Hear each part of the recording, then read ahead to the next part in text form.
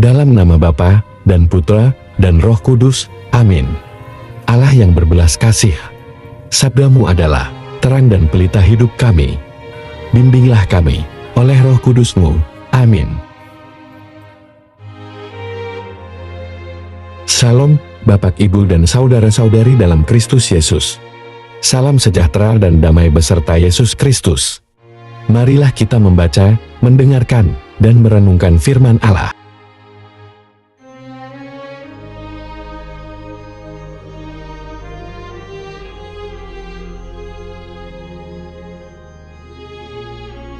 Tuhan bersamamu dan bersama rohmu. Inilah Injil suci menurut Lukas. Lalu Yesus memandang murid-muridnya dan berkata, Berbahagialah, hai kamu yang miskin, karena kamulah yang mempunyai kerajaan Allah. Berbahagialah, hai kamu yang sekarang ini lapar, karena kamu akan dipuaskan. Berbahagialah, hai kamu yang sekarang ini menangis, karena kamu akan tertawa.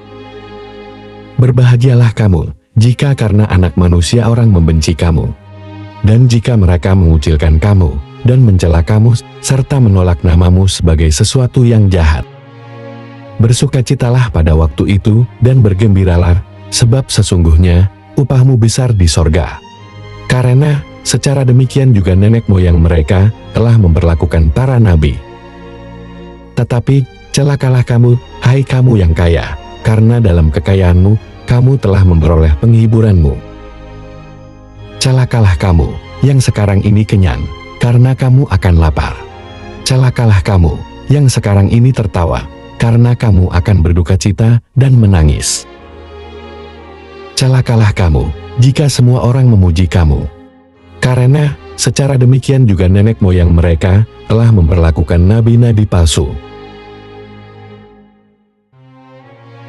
Demikianlah sabda Tuhan. Terpujilah Kristus. Renungan Injil. Bapak, Ibu, dan saudara-saudari dalam Kristus Yesus, Injil Lukas hari ini mengenai perikop tentang ucapan bahagia dan peringatan. Berbahagialah di sini menurut Tuhan, bukan bahagia menurut pandangan dunia berhubungan dengan perasaan manusia. Celakalah di sini maksudnya kecaman Tuhan terhadap perilaku manusia.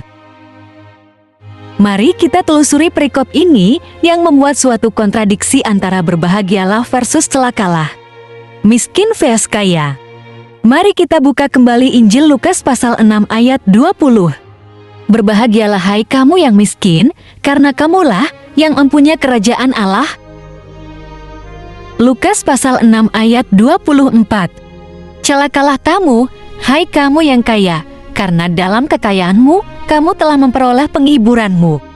Orang miskin lebih mudah bersandar kepada Tuhan, sebab tidak mempunyai apa-apa yang bisa diandalkan. Sedangkan orang kaya mempunyai harta yang bisa diandalkan buat menopang hidup. Mari kita buka Injil Lukas pasal 18 ayat 24 sampai 25. Yesus memandang dia dan berkata, alangkah sukarnya orang yang beruang masuk ke dalam kerajaan Allah. Sebab lebih mudah seekor unta masuk melalui lubang jarum daripada seorang kaya masuk ke dalam kerajaan Allah.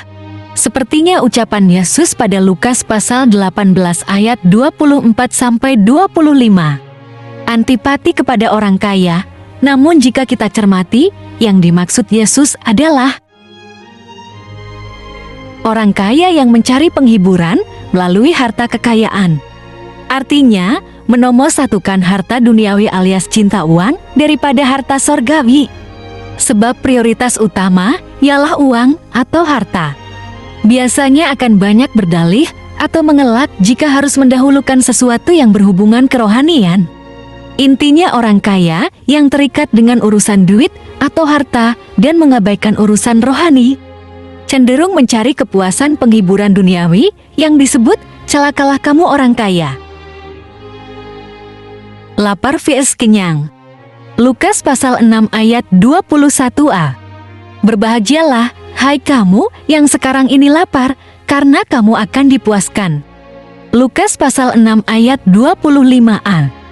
Celakalah kamu yang sekarang ini kenyang, karena kamu akan lapar.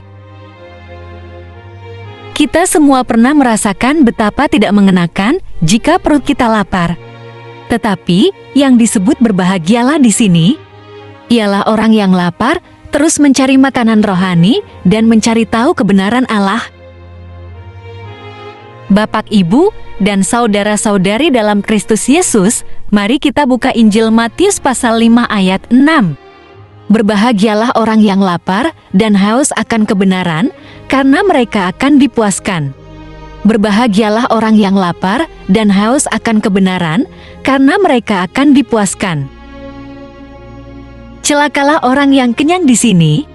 Artinya ia tidak membutuhkan apapun yang berhubungan dengan hal rohani, karena telah dipuaskan hal-hal duniawi dan tidak menyadari akan lapar rohani, sebab telah dikenyangkan hal dua duniawi. Mari kita buka Injil Wahyu pasal 3 ayat 17a. Karena engkau berkata, aku kaya dan aku telah memperkayakan diriku dan aku tidak kekurangan apa-apa. Dan karena engkau tidak tahu bahwa engkau melarat dan malang, miskin, buta dan telanjang. Menangis vs tertawa. Lukas pasal 6 ayat 21b. Berbahagialah, hai kamu yang sekarang ini menangis, karena kamu akan tertawa. Menangis di sini maksudnya bersedih hati karena telah berbuat dosa, dan disebut berbahagia sebab ia menangisi dan juga menyesali dosanya, sehingga Tuhan mengampuninya. Celakalah orang tertawa, maksudnya orang yang telah dipuaskan oleh kesenangan duniawi, tetapi tidak pernah menangisi dan menyesali rohaninya yang berlumuran dosa. Dibenci atau dikucilkan atau dicela atau ditolak versus dipuji. Lukas pasal 6 ayat 22. Berbahagialah kamu jika karena anak manusia orang membenci kamu, dan jika mereka mengucilkan kamu dan mencela kamu serta menolak namamu sebagai sesuatu yang jahat. Mari kita baca Lukas pasal 6 ayat 26. Celakalah kamu jika semua orang memuji kamu, karena secara demikian juga nenek moyang mereka telah memperlakukan nabi-nabi palsu. Anak, kenapa orang memuji kita malah dikatakan, celakalah kamu? Ternyata jawabannya ada pada Injil Yohanes pasal 15 ayat 19. Sekiranya kamu dari dunia, tentulah dunia mengasihi kamu sebagai miliknya. Tetapi, karena kamu bukan dari dunia, melainkan aku telah memilih kamu dari dunia. Sebab itulah dunia membenci kamu. Celakalah orang yang memuji kita. Kita artinya orang yang percaya Yesus atau disebut orang Kristen Katolik. Berarti celakalah kita yang tidak hidup di dalam kebenaran firman Tuhan, tetapi hidup di dalam kebenaran dunia, sama seperti mereka yang hidup dalam keduniawian, sehingga mereka memuji kita. Kita disebut berbahagia karena Yesus, maka kita dibenci, dikucilkan, dicela, sehingga kehadiran kita ditolak dan dianggap melakukan sesuatu yang jahat. Bapak, Ibu, dan saudara-saudari, mari kita buka kembali Injil Lukas pasal 6 ayat 23. Bersukacitalah pada waktu itu dan bergembiralah, sebab sesungguhnya upahmu besar di sorga. Karena secara demikian juga nenek moyang mereka telah memperlakukan para nabi. Bapak, Ibu, dan saudara-saudari, makna renungan hari ini, kita tentu mau hidup bahagia. Namun hendaknya kita berbahagia menurut kacamata Tuhan. Sebab, jikalau kita memilih bahagia menurut konsep dunia, maka akan mencelakakan diri kita. Umumnya orang berpandangan bahwa bahagia itu jika kebutuhan akan barang-barang duniawi terpenuhi dan kita terpuaskan. Kita akan dianggap orang aneh atau dikatakan sok suci bila menjauhi barang-barang duniawi. dengan berbuat seolah dua tidak memakai barang tersebut. Maksudnya, supaya kita tidak terikat pada barang-barang duniawi. 1 Korintus pasal 7 ayat 31. Pendeknya, orang-orang yang mempergunakan barang-barang duniawi seolah-olah sama sekali tidak mempergunakannya. Sebab, dunia seperti yang kita kenal sekarang akan berlalu.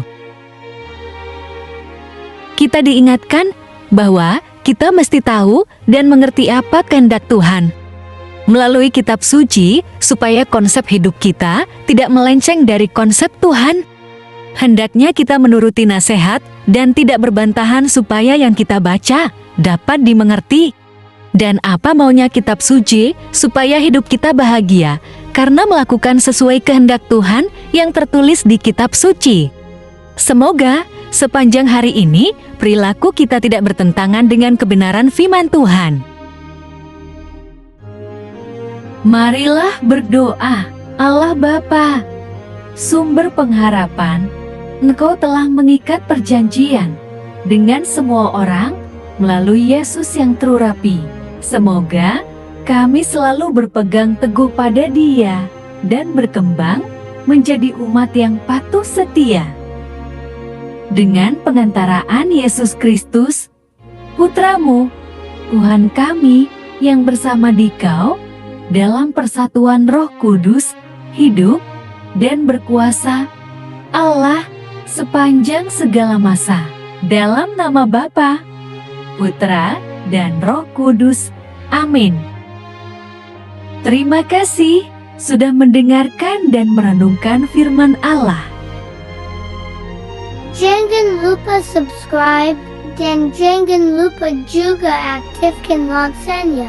Terima kasih, Tuhan Yesus memberkati.